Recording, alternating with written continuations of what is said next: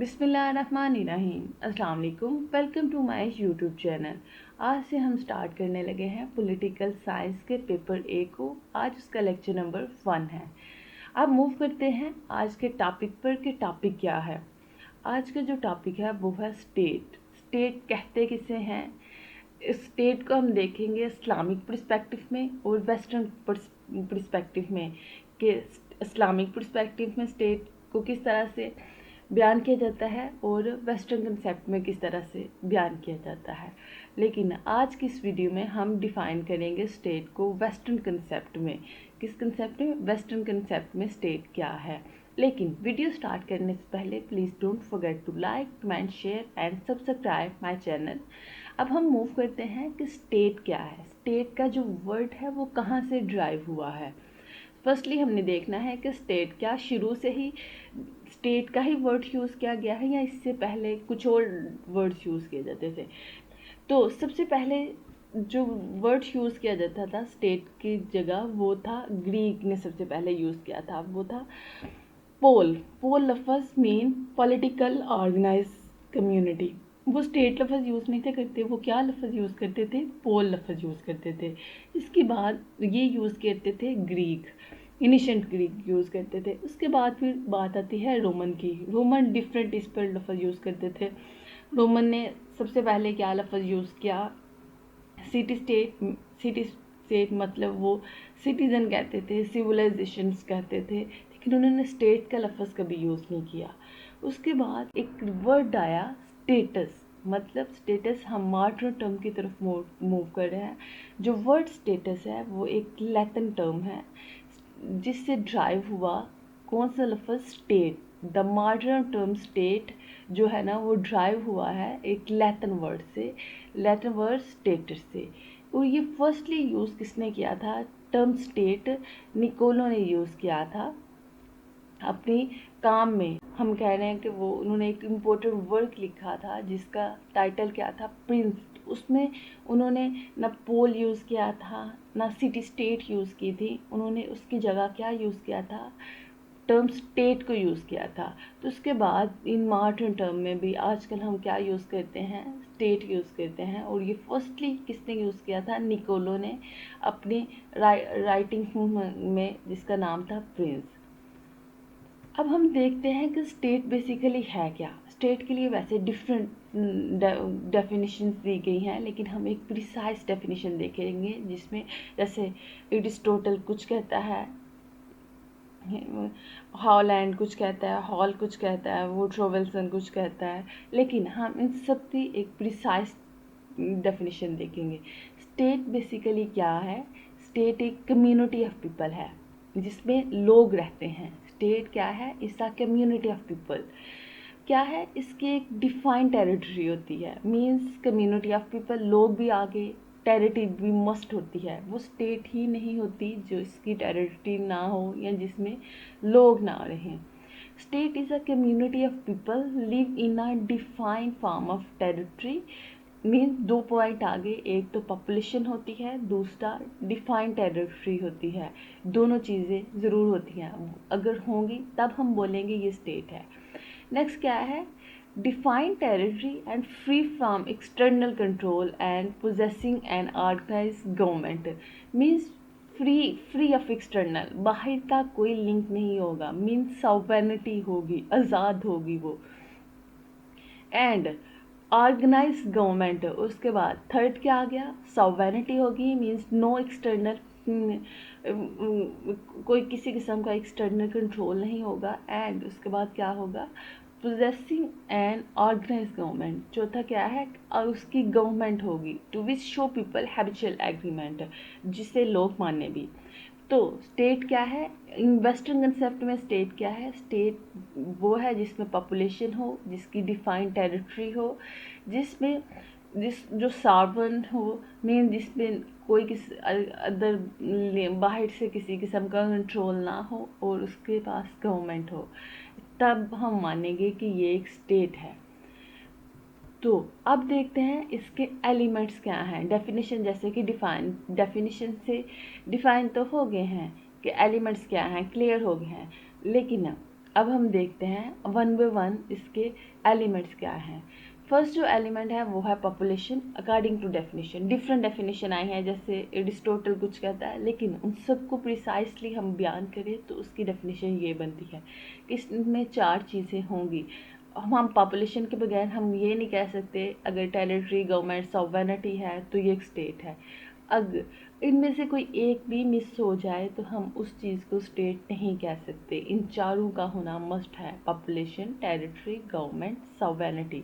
अगर इनमें से एक भी मिस होती है तो मीन्स वो स्टेट है ही नहीं है, वो कुछ और बन जाएगा। तो अब हम ये जो पॉपुलेशन और टेरिटरी है ना, ये होते हैं फिजिकल बेस। ये कौन से होते हैं? फिजिकल बेस होते हैं। और गवर्नमेंट एंड जो सॉवरेनिटी है, ये कौन से हैं? गवर्नमेंट एंड सॉवरेनिटी, ये क्या है? पॉलिटिकल बेस है। पॉपुलेशन एंड टेरिटरी क्या है? फिजिकल बेस है। और जो गवर्नमेंट एंड सॉवरेनिटी है वो स्पिरिचुअल एंड पॉलिटिकल बेस है। अब हम वन बाय वन डिफाइन करते हैं इन सब को, इन सब एलिमेंट को। बार बार ये कह रही हूँ कि ये हम पढ़ रहे हैं स्टेट को वेस्टर्न कंसेप्ट में। इंशाल्लाह जो नेक्स्ट वीडियो होगी उसमें हम इस्लामिक कंसेप्ट में भी स्टेट को डिफाइन करेंगे, लेकिन आज का जो वीडियो है वो है कि वेस्टर्न कंसेप्ट में स्टेट का क्या कंसेप्ट है। अब पॉपुलेशन बेसिकली किसे हम बोलेंगे? It is a people who make the state.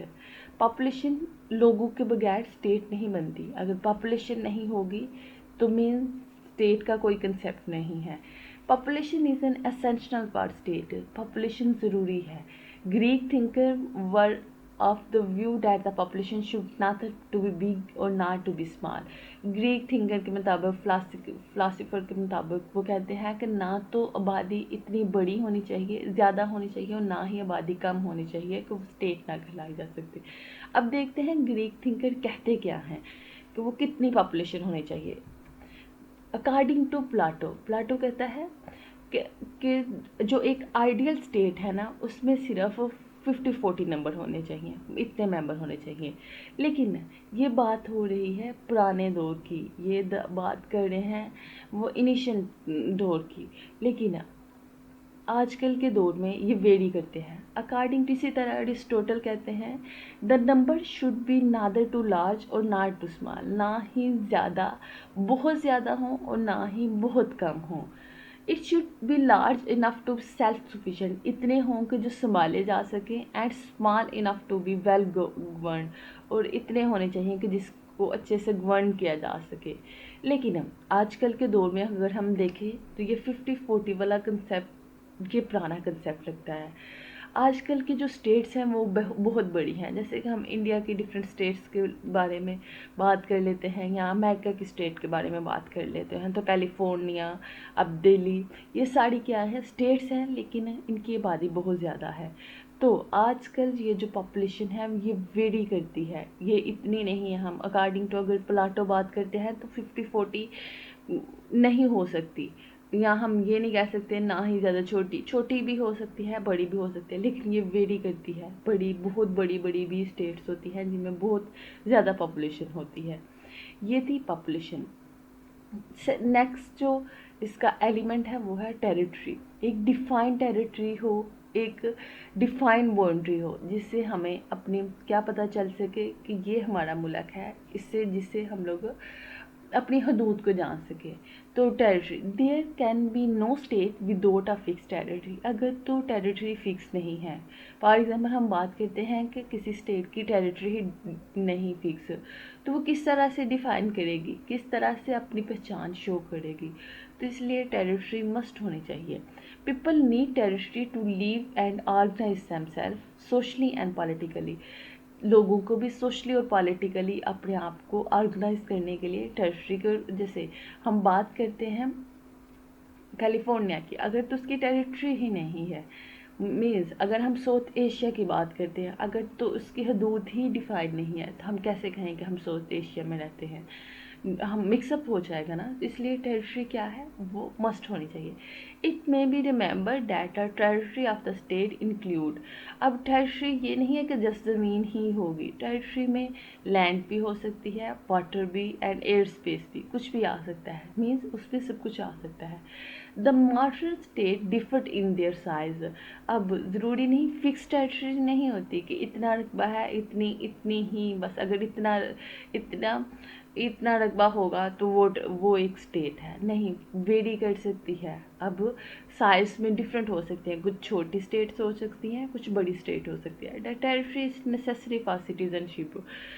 Territory define होगी तभी सिटीजनशिप दी जा सकती है ना, मीन्स अब ऐसे तो नहीं है ना हम किसी को भी बोले कि ये अमेरिका का है, पाकिस्तान में रहने वाला बंदा अमेरिका का है, जो पाकिस्तान में रहने वाला है उसकी सिटीजनशिप भी पाकिस्तानी होगी, जो अमेरिका में रहने वाला है उसकी सिटीजनशिप भी अमेरिकन होगी। तो टेरिटरी बेसिकली क्या डिफाइन करती है, सिटीजनशिप डिफाइन करती है। विद ओ टेरिटरी स्टेट कभी भी डिफाइन नहीं कर सकते हम लोग कि ये एक स्टेट है, क्योंकि इसकी टेरिटरी डिफाइन नहीं। अगर तो टेरिटरी डिफाइन है, पॉपुलेशन है और बाकी दोनों एलिमेंट्स भी हैं, तो देन हम कहेंगे कि वो क्या है, एक स्टेट है। नेक्स्ट जो एलिमेंट है वो है government. Basically government is the third element of the state. There can be no state without government.